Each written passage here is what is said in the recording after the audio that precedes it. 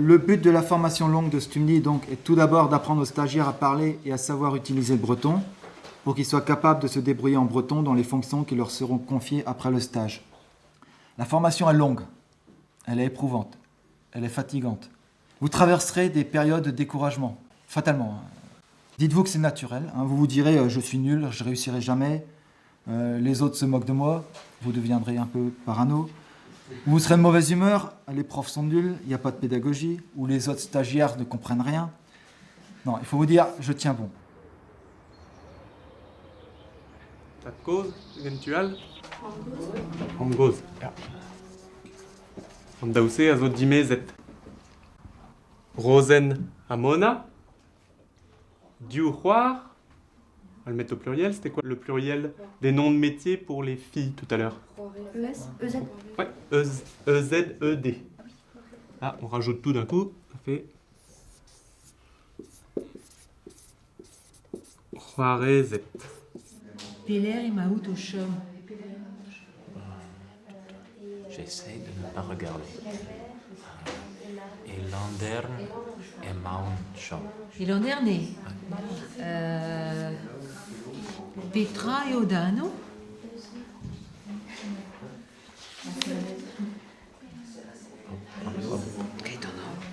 Oui, oui, je sais. J'essaie de ne pas regarder. Oh non, je regarde. Nick Ouais. et Mathieu Dano. Ouais, Hein? Mathieu et Maan. Ah, il y a. Voilà. Et Mam au chum. Dominique et Hugo. Pevischer Hut.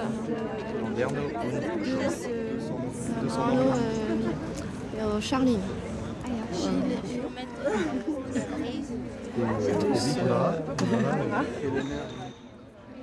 Depuis 2 mois, je suis au chômage. On a été licenciés. Donc avant, j'étais chauffeur déménageur chez Jonqueur, ici à Landerneau, pendant une quinzaine d'années.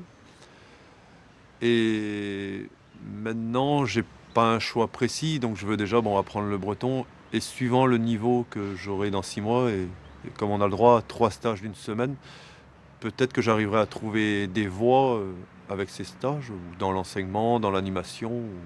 Mais mon souhait, ça serait de travailler en utilisant le breton, quoi. Mais je ne sais pas encore vraiment ce que je veux faire précisément, quoi. Parce que déjà, il faut se réapprendre à aller en cours, parce que ça fait quand même 15-16 ans que je ne me suis pas assis pendant toute une journée, et réapprendre à utiliser que la tête, que l'esprit. Et c'est vrai que 6 mois, on se dit qu'il faudra travailler dur pendant 6 mois. Varaskeden. Matri. Varaskeden. Varaskeden trisé. Ja, Varaskeden.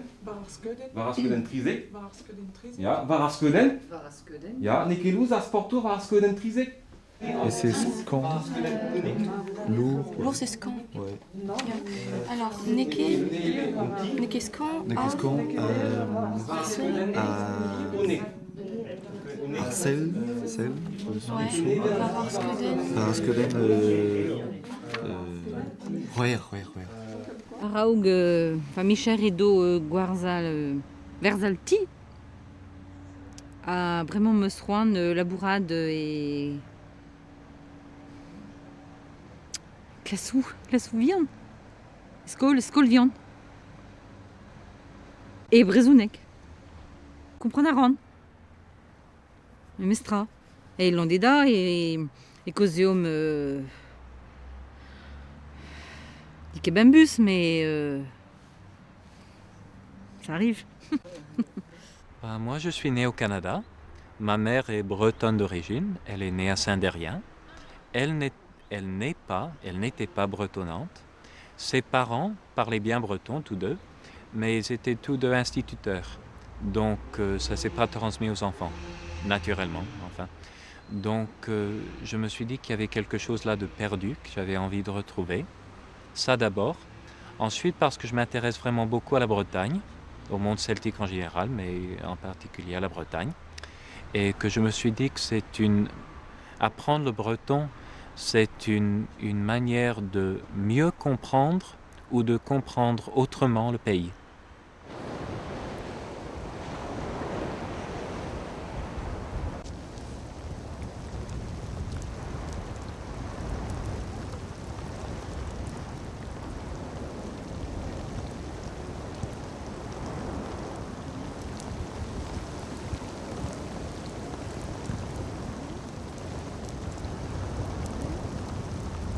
Ça peut skrivet gant de François, là. Eh bien, pa vez an nerv an dour, e ne vez na tom na clouar. Pet a vez gaftidene. Penan vez an amzer, tam an temperatur. Ben, an amzer zo... Vez na tom na clouar, setu e vez... Ya. Petra, penaos e vez lavaret en reg. Yen, quoi. Nik e yen. Ah non, yen eo, quoi. Ah oui, nik e gloar na nik e de... Ne ket tom, ne Ah ket ya, clouar. yen eo, quoi. Da ya, ya. Nu ke fura wala. Want da glaska deske brezone brama. Da udlos a gantarkan ar blama. Da blea ze yo ge brezonek. Deske mem es brezonek en blea. Me eo. Hoti eo. Parce qu'un brezounek avait a vo desket e l'an dernier eo.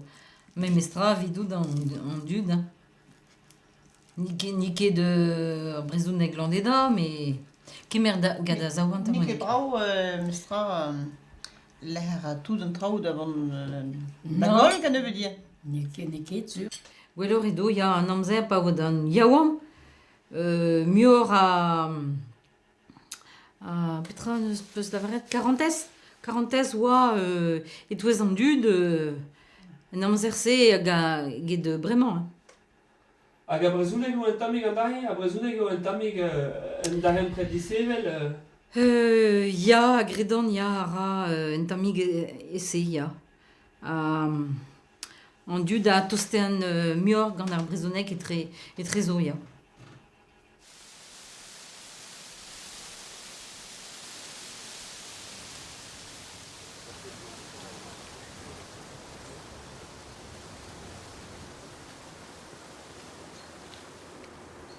Adalek vraiment e brezonek pas tout da rentelio. Nous e trésor klasket komz brezonek e ve juste tout à l'autre Adrian pe Gurvand penos e vez lavaret penoket mais anticonstitutionnellement e brezonek hein ça trao quoi. Penos e vez skrivet agal tu zo goulen trao penos e enfin gant gerio egale quoi. Mais il y a des classes komz e brezonek. Mario? Petra Arez Dariaou. Lava ara. Mario? Roariboulou Aron Dariaou. Après d'ascriva Roariara, Mario, Roariara Boulou. Roariara Pétanque, puis Roariara Boulou Braise. Boulou Braise, Roariaron. Roariaron. Roariaron Boulou Braise. Ah, Matré. Zebresket ma digo bemdes. Non, mais c'est branquet madig ou bemdeis. Ne selesket ouz an tele bemdeis. Geo. Selaran ouz an tele bemnoz. Bem, ya. Ja, bemnoz. Ega. Branquet, ne ze branquet madigou bemdes. Ne selesket ouz an tele benos. Geo, Seloudaran ouz an tele bemnoz. Le plus difficile, c'est bon, les mutations, parce que bon, ça, on n'en a pas en français. C'est assez spécifique au breton. Et après, bon, maintenant, c'est aussi de se rappeler de tout le vocabulaire, quoi. Parce que plus on aura du vocabulaire, plus on pourra parler. Mais bon, il faut pouvoir emmagasiner tout ça. Et ça fait beaucoup de choses pour une petite tête.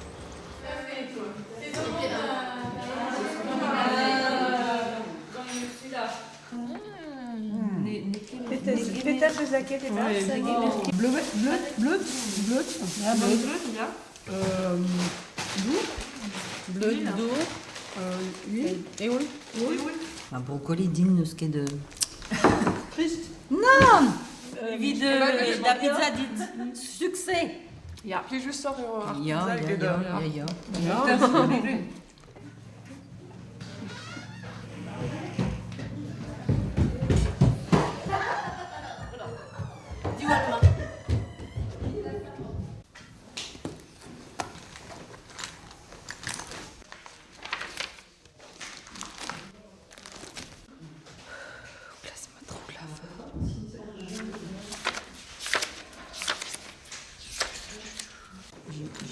J'ai eu été allé, quoi. Je pense que c'est ça.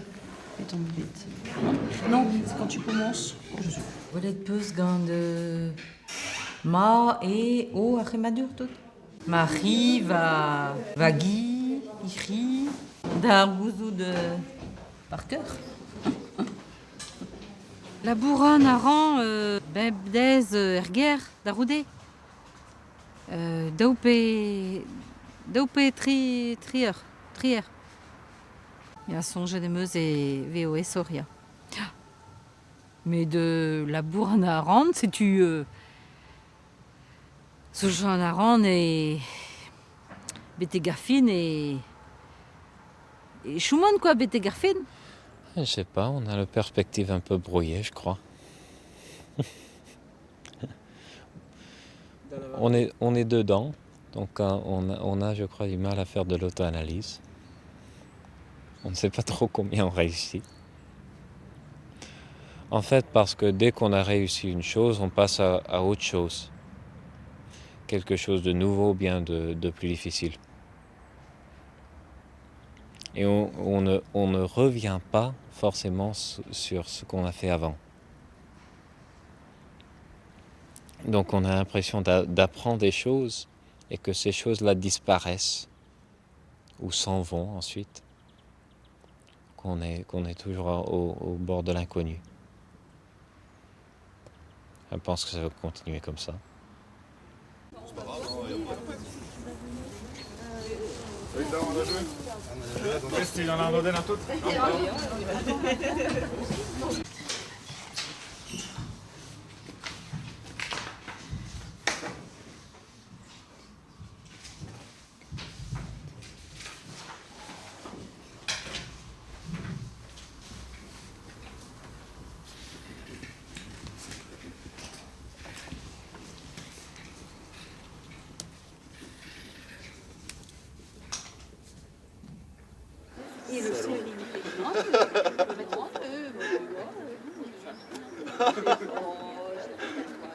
Newakere reziez d'ober en Arnoden armintinment. Pegur sezo trau bihan, mais ya eze ar kemadurioù, hag ar verbou ema eo zo, sezo ez bremañ. Ya mais tout an deve zo cuisus, ne ket reziez, mais komz en yez, pa ne ket on yez, zo diez penaben. Piono ar follen gant zon ar gist.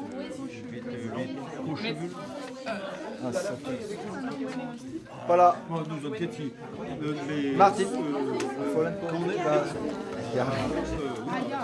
zon ar gist. Pour un handover. Pour la dune, on genta. Madi odeur. Oyadeon dabourmen, Oyadeon dabourmen, betel cabroyou estren, Megafe mondar Bruxelles, Terben Belgique, Ramouklet d'Origadel, Vesfritet Barbilik, Megafe mondar Beirut, Kerben Liban, Racondan Bichet Gouzout, Agechu en blanc. Oyadeon dabourmen, Oyadeon dabourmen, betel cabroyou estren.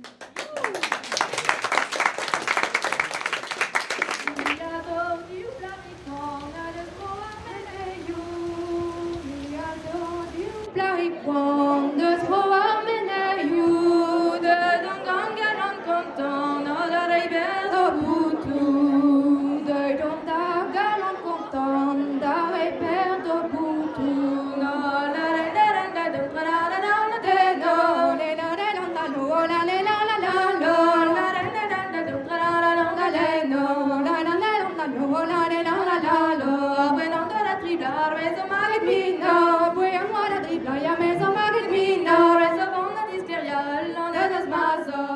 Ma zad a ma mamm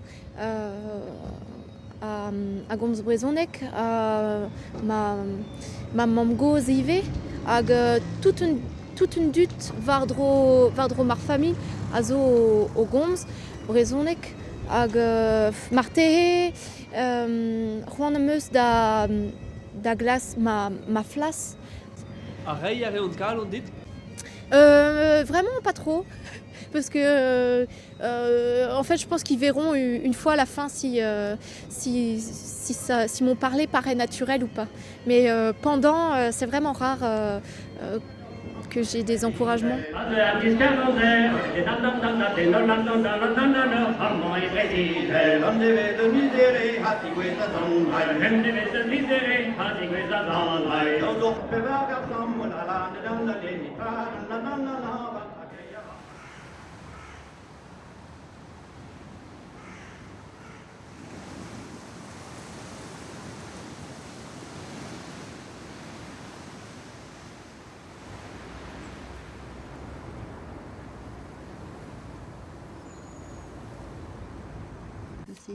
Je suis bisquoise no bet paquet d'iwezat. Je suis Bisquoise no bet paquet d'iwezat. Ser ar bouton varda chupen gwilou, a ten varda vanchier. A rabat dit en emziskwez dira klagader mer e giz un termagi da ouvenek. Jacques ne giron ket bezan gant ma didiazul bar ar pemdez. Itron varia. An amzer a dro gwal vian Jacques var ma meno. Marteze da vontre a zo un tamm migabret. Market, ur mont mar da meus. Hag ur mintinman eo bet laket granit dres var an angelus. Neus ket da fazian ganta. Des fois, on est surchargé, on dit bah, c'est bon, là, aujourd'hui, faudrait plus en mettre. On a l'impression qu'on nous remet une petite couche encore. On dit oh là là, bon, rideau, je ferme, je peux plus. Alors, ça arrive que certaines fois, où on a l'air tous fatigués, ou aux pauses, non, on parle plus. Donc, c'est des fois parce qu'effectivement, on a l'impression qu'on peut ni. J'ai eu une semaine comme ça où c'était terrible. J'avais l'impression que je pouvais plus ni parler breton, ni parler français, il y avait plus rien, quoi. Je pouvais plus, ni dans un sens, ça rentrait plus et ça sortait pas non plus, quoi. Donc c'était vraiment fermé. Bon. De kreistes, mes greten tomme kuskeus et tues arfoen var solir. A pauan savet, a nor vraz, wa prenet, a ziveis, ziaves, savies. Seis kant pari kinat gurin. Set ju Jacques krochen ur tontaze. Ur fals gant an var evrer. Kik bevin, kik gleu kik mor. Ne kik guir guilio. Reoui, ya. Kik yar, kik lapen, kik danvat, kik olifant, kik kangourou, ya. Kik raz o kenya, kik kia, kik kar, birinik ya. Birinik? Oued mort, on a ri a farce? Oh, bisquoise, criminal. En fait, avec les pièces de théâtre et tout, on commence à comprendre plus qu'on ne puisse dire. Et ça c'est un moment... Pour moi, c'est difficile. C'est qu'on nous pose des questions, on arrive à comprendre les questions, mais pas forcément à y formuler les réponses. Et en vitesse aussi.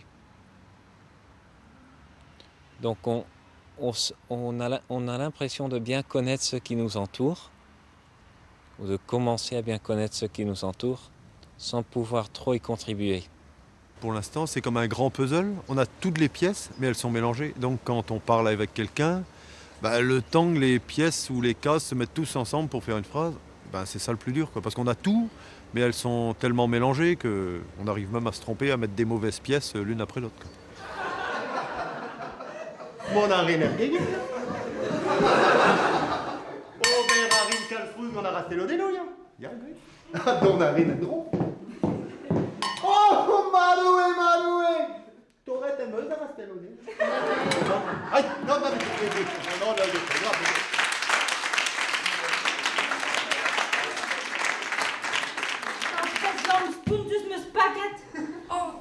Mais de l'emmener ni trabulawik. Oh, mais à la colouse ou dit var da gel da guske. Va choisi fresque d'ar. Ah ja. Oh, mais da rat zo ker un Jacques. Nou pez eg lur zo eni. A rat da blere oued a rat. Oh, ne ket et gwal bel. Din dan da rer mai. La met peus brau tre var a loen. Ken e flastre et ben gant pau da fusul. Din dan va rer. Bisquoise ne meus gwelet un tol e gizenez. Ah, mo ket la veredit. Mariana. Et donnerch, oh, pez rat kair. Moi qui l'avais dit, et donné chassouer d'argent ta classe.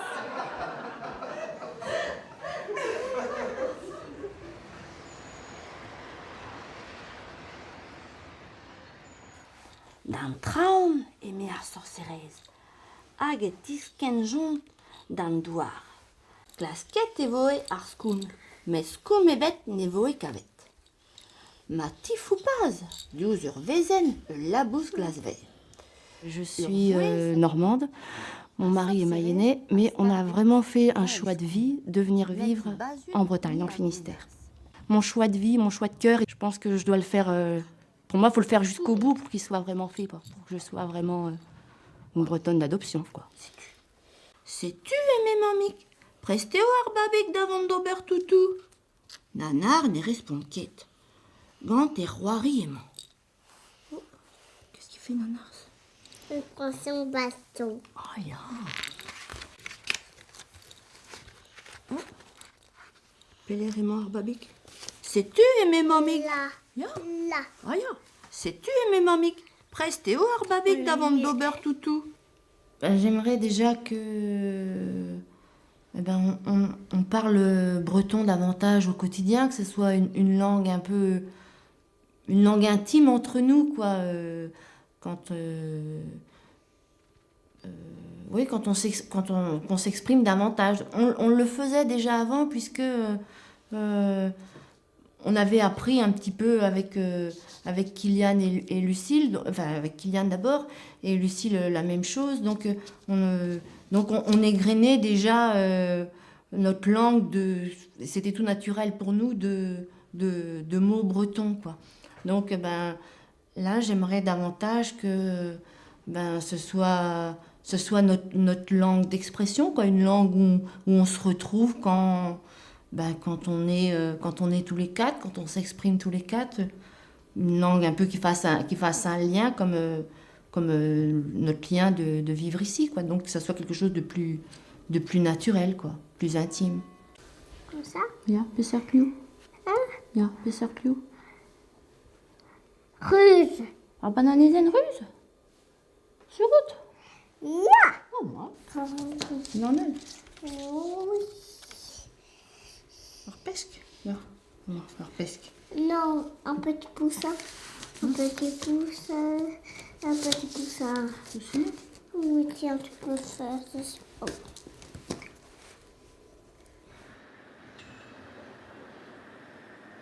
Nagentu aldabaris, nagentu aldabaris, nagentu aldabaris, nagentu aldabaris. Es a plagio, one regi fadio, fif bombo, es a plagio, one fali fala videno. Es a plagio, one fali fala, bim bam bum, es a plagio, one fala videno.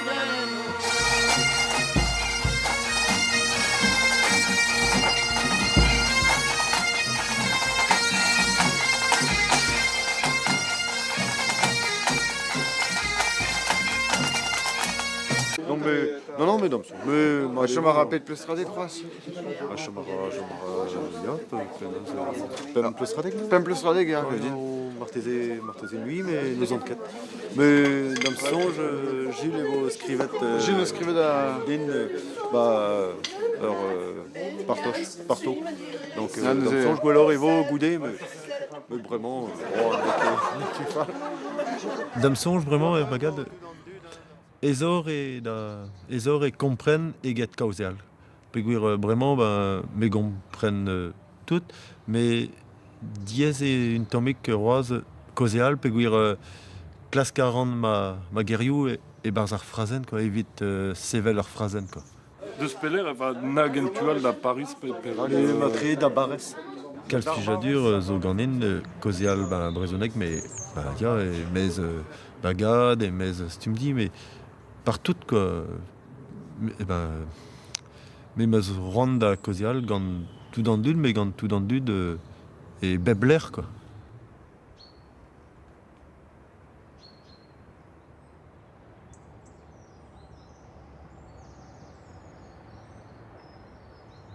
Te Marie-Jo, te vo klask ober ur stage gant ur strolad Roi-Riva. Ya? Ja. Evelyn, te Gulron Kervela. Rener Strolad Avrobagan. Davodi Digemer Marijo. Rededin ober stage gagnor piguir da kozial gwellor ar brezhoneg. Setu meus c'hoant da vant da boulgerne. On tir c'hwi, ti ar robagan, piguir c'hwi a koze o brao brezhoneg. Ko subveo, mes frère. On te peus da ober stajou ol. Stajou al. Amant? Oh, ne har ket laret c'hoaz.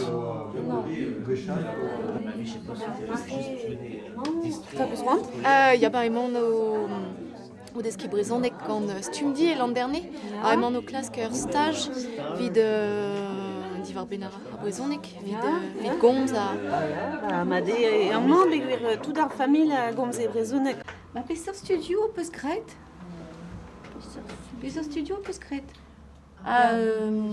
Mezo gelenerez varigaleg. Ah, ma de, ja. Gelenerez, ja. Bon, ben, ken a vo ar vechal, venerez, tu as vraiment mezo. Plaire.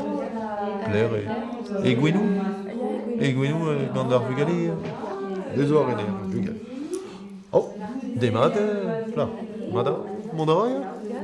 C'est pas facile quoi de faire ce stage-là. Ça va pas être une situation confortable quoi, parce que je sais très bien que je comprends pas tout en breton quoi. Des fois, tu me poses des questions quoi, j'ai du mal. Bon, faut que je parle plus lentement ou je me dis tel mot. Puis moi, je sais aussi pareil que, comme quand je parle avec toi, je sais très bien que je fais des erreurs quoi. Donc bon, est-ce que je vais être comprise?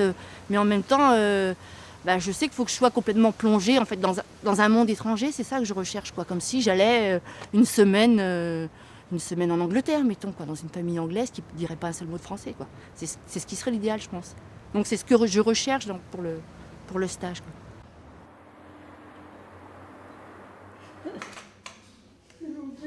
Oui, on y va, Madame Lemoyne. Mais on attend Madame Guedes. Où on va alors? Chez moi? Oh, là, on va aller manger, là, d'abord. Au restaurant. Ah oui. Oui. Une hostellerie. Mais on souhaitait peguir dame songe, tout dans le dud, à Comze et Brezhoneg et Tiarégos. Évident, quoi. Mais pas où on est ruette, en Arégos, à Comze, Galec.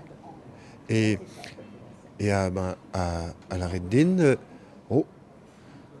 n'ont qu'être custumette dans la Red Brezhoneg, vraiment. Ni à Comze Galec. Mais au stage, évite Comze Brezhoneg, mais Marteze évite qu'avait Vicher Neves. Marteze animatour, pegur évident, Marteze au essor, bezan animatour, pas Comze Brezhoneg. Pegur Marteze vos essor dans Arégos au se confier et Brezhoneg Marteze. Pegur Ariès Kenta et Wa évite en Arégos, donc Marteze et au essor da la var Kalstraou et Brezhoneg.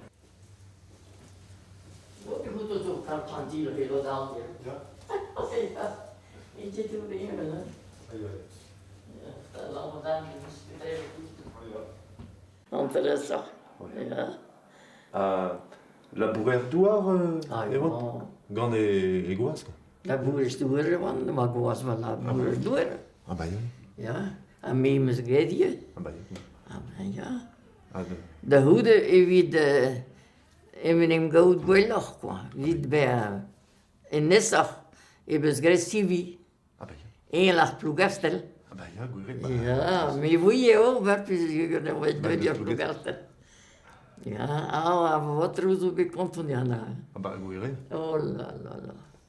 Plijus c'est din Comze gant ur. Ja. Pegur Brezhoneg flour A Brezhoneg, ja.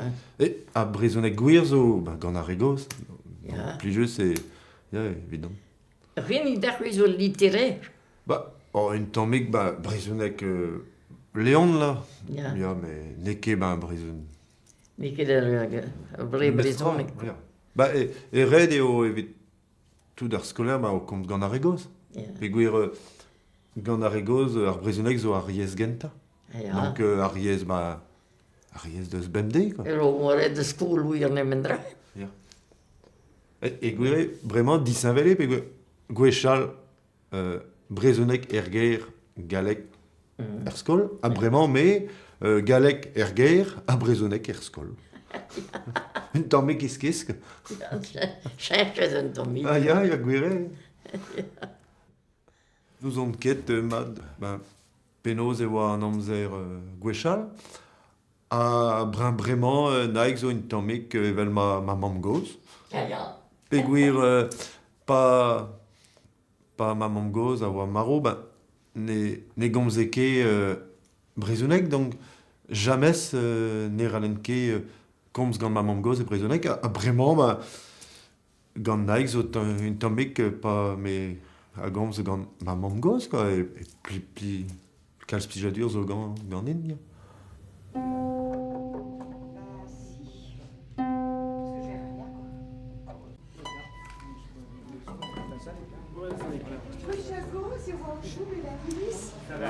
Ik kan niet, maar dan maar in trouw.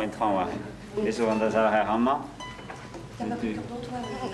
Want dan heb je tegen een trouw? Ja. Ja? Ja, Dan gaan we lekker neer gebruiken. Ja. Zie, recuse dan toch die walo.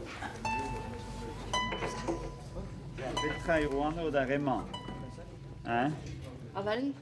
En avalen? Begit. Orjal. En orjal. Orjal Petra, Orjal,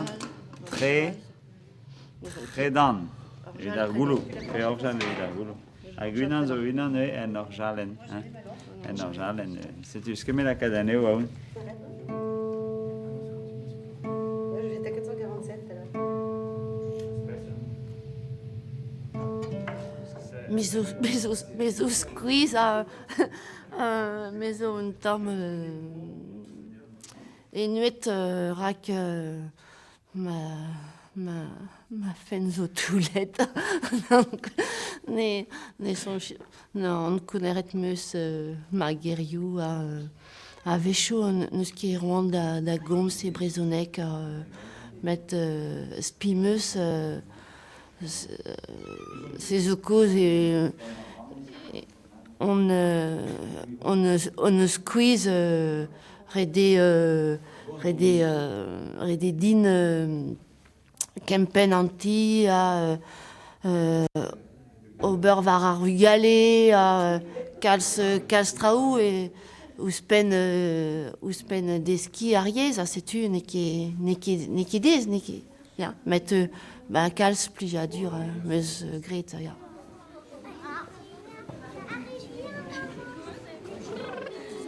Allez, ok, hop. Mandé.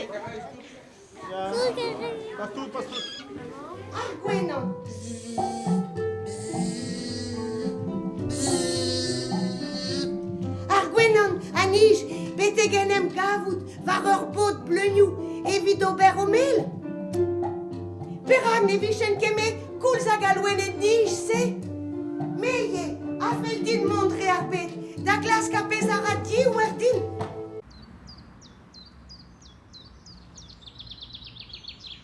Ja, da roude gant a son ar fleut, tout al wenen se zo deut. Ja, me a pen kenta. E do ti wali. Ja. A egrestol, ur silien raz en emga ve kichen. A petraz penoz eo ar silien. Klan eo tamant... Glazet an tammig eo en e chelon. Glazet o vet. Glazet de ovet, ya. Bon, bah c'est à tout, hein. On m'a très vos possible d'avon... Pelor. Ja, Pelor un tammig bien. Ah ja, hel bez agreat, ja.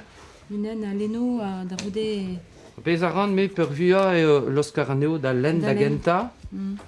Deho da ober a striv, ma kerez da ober a labour o unan. a da hude ele nome e butin bakerespoa. Modal beses lod a jumo da zilo areal en leninket. Beses unan a he a zo prez da kousket toleves. Pijadur eo teski brezonek der vugalevian. Mantret bet an deiz kenta o selaou da a vugalevian o koziel ma da brezonek. Gwellor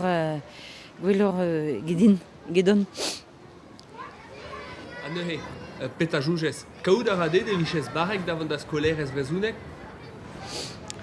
Diez aval a reveo, hein. Ma trere, mais ne ressemble kema du rio. C'hoant peus davant var a vicher ze? C'hoant emeuz, hein, même stra, hein. Ya. Manik e rediveza, quoi. Bon, sais-tu? Fin ar guerre, quoi. Fin ar gerio, a hel sikour a c'hanon, a tao pe a bichou? A bichou. Bon, sais-tu a eus komprenet an dra bennar? En krezet noun en tamig me mestra da chaiñ vicher. Ya. Meus aoun ne ma trere e fe diez kaout del labour gant ar brezounek da roude trimizal, quoi. Ou ma trere e garfen ober sekretourez ya evit une association brezounek.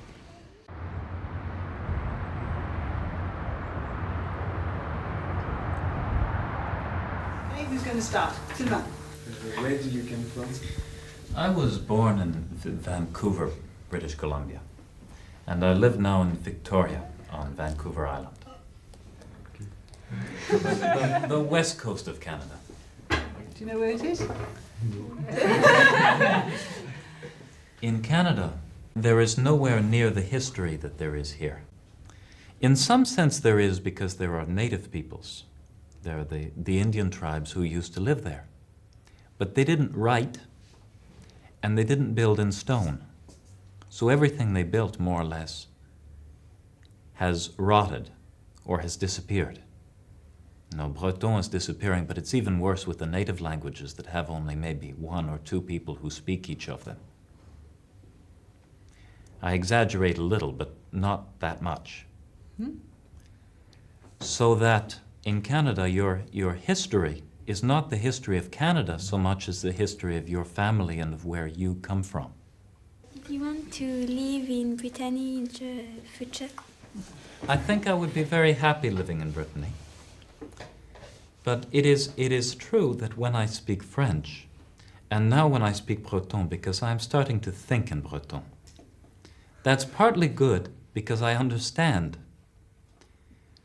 But I can only say what comes to me in Breton, which means I walk around with my head empty very much of the time.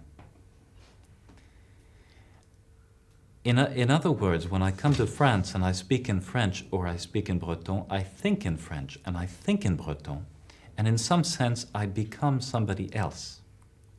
And I think I have to get properly acquainted with who I am in France before I can decide whether I want to stay that person.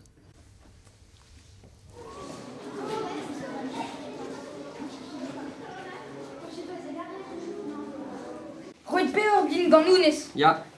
Ha, amañ zo brein ar bigout din... Non, emman. Emman. Enez quoi. Emman zo brein ar bigout dignan na ie. Diez e kavez pao diaouank e vigeet da verza e c'hig a ker e l'er ganin. Da verza e c'hig e ker. E c'hig e ker. Ya, an kenye deo plugret an ede bourien da kredab da derien traoù pe da la katan en ti, setu. An kenye dout. Bese kredet ober? Selta. Peter zo c'har e gant ar c'hezek. Serret moat var no fanchik. Ya. Da var an edidie an eil, serret mat, poa varno fanchik. Serret mat var no fanchik. Ja. Nervet. Ja. Ja. Ja. Voilà. En drop en da ben? Ma me gav din eus ben lerc'hioù vez komz a brezhoneg. Hag a brezhoneg zo a barz ar lerc'hioù se a ne vez ket komzet er meiz.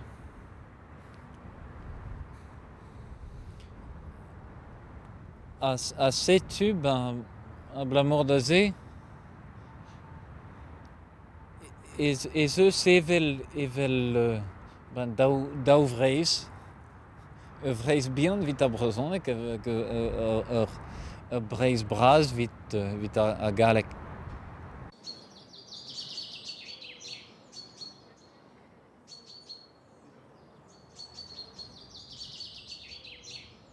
Nere mom hiu e maner keranden balanderne eti stumdi mon achamat gagnert mehet. Ja, madawar. Madawar, hopla. Madame Deinere. Bon, Marijo, te a zo chom e kichen tourtan in ez ver. Gouzout a rez kal strao divar ben an tourtan se, lavar deomta e peler emañ an tourtan se. Et Lilia va parez plougerne emañ e krez armor a etouezer c'harrig. Braz kenan eo gouzout a rez peganuel eo. Daou vetra da pevarugen a gant 50 cm eo uelder an tourtan se. Pevaran derez zo evit pignat var laiz. Mais d'evitude o deus aondra gant uelder red eo derel ar gorden evit pignat. Peguer ez eus an touvraz e kreiz a tinval a trouz a valar eo.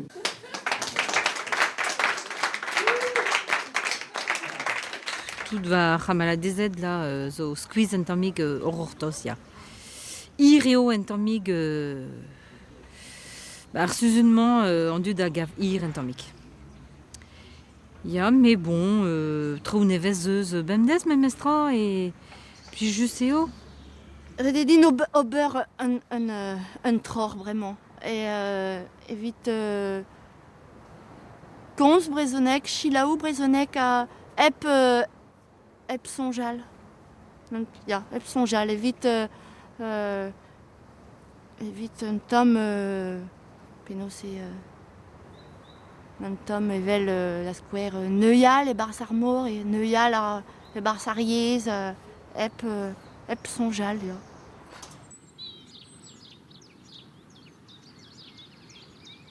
Isan boazek meaz o ganet, kerig vion e bro kernet, ar bereza renta doa karet, kairor neusket didan nane zeusket, a broa la garan kementre ar bet, me gava mesio tidrous, me gava menesiou.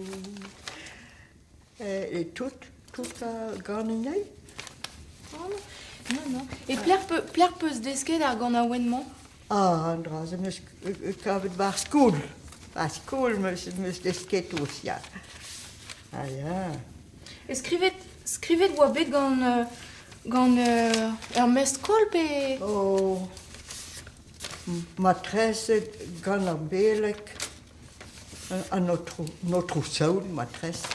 Ah, ja. Non. Mais tu peux pas le hein? T'es une raison. Mais est-ce ton nom, bête?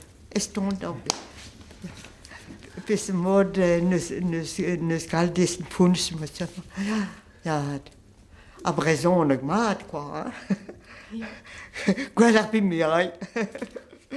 Ah, mais wie crois que la radie.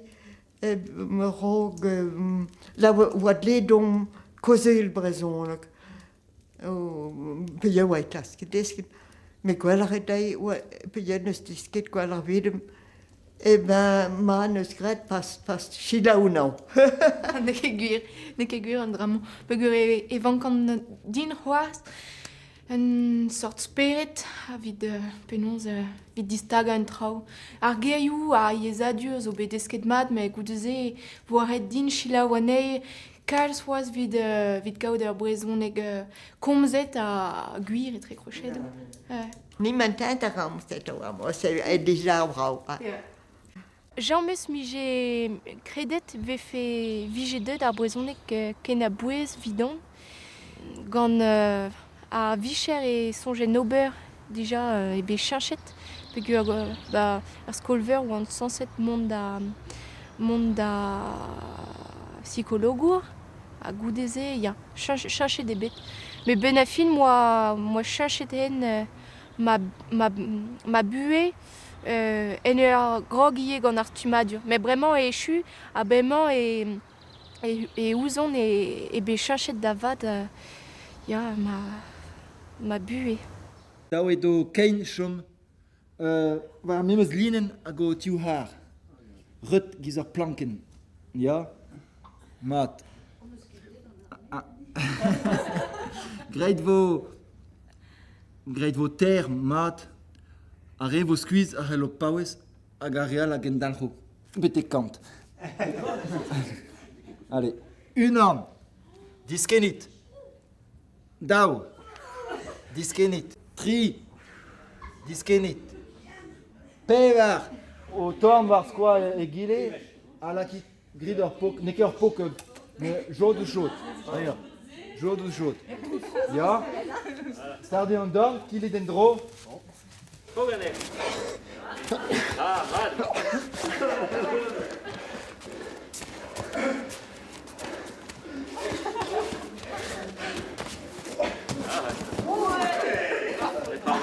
Hey, oh. Ivan.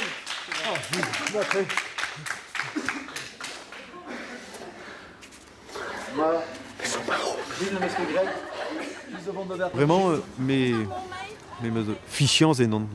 Peguir, a rogar stumadir, nous on ken ma evo barek da ober andral, goude ur vicher, a vraiment, il y a fichians meuse énorme, quoi.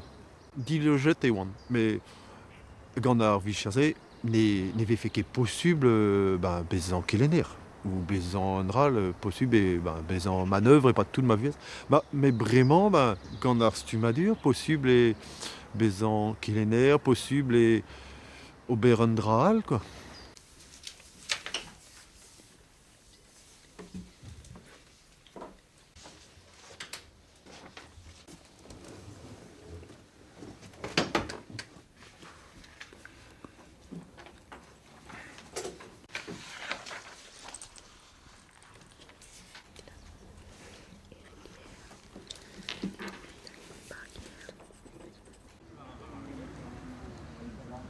Skrivet des veaux et russes bars ma buez ar c'hwermis me passet tremenedamment. Hein. Skuiz et donne eed gant da valabour a raoub. A beva gant tudal et pas de c'hwermis amant ya.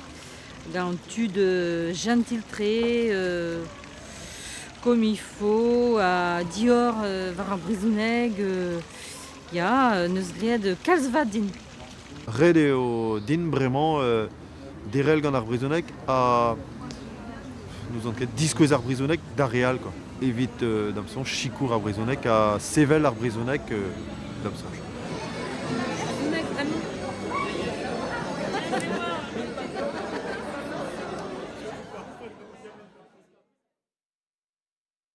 Mais pez sur à Florio, la régie à Tudal, et même ce place, et n'alré à et peus bro religion petra arvein, et peus trouze be christiane, da be bro dos petra vro. Sais-tu, neuze Marijo, neuze bedorbe au peret d'arpem varnugen a vis du, penon c'est ça, bah oui. Oh, ma da zo. Chamarit skuiz, pendant ki gise. Ah, skuiz on en tami groazia. Ja. Pa vez chanchement amzer, meus hato pon gain. Ja, sais-tu. Penon bemes be disor à labo, aze, et relit beza tranquille à voir. Alors, on doit rigourimen à zo vite la square, pas là, on dort, quand on y peut tapit au testen, pétaron, urju, vidrein urju, il y a donc modal, pelar bete cavet. Ouais, il y a, vilar petra au beurre, à clair des cavettes, et vu les hervu et pendé.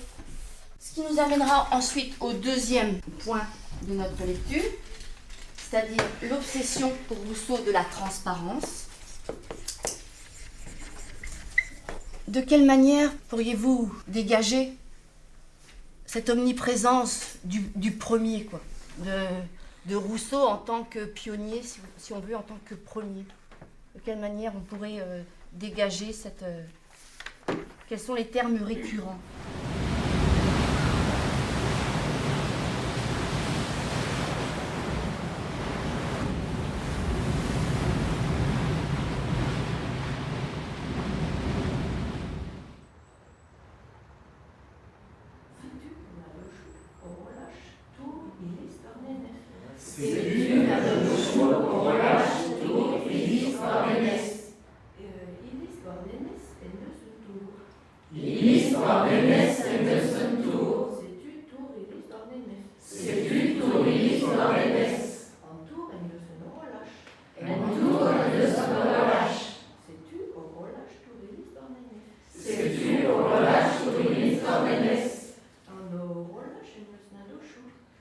An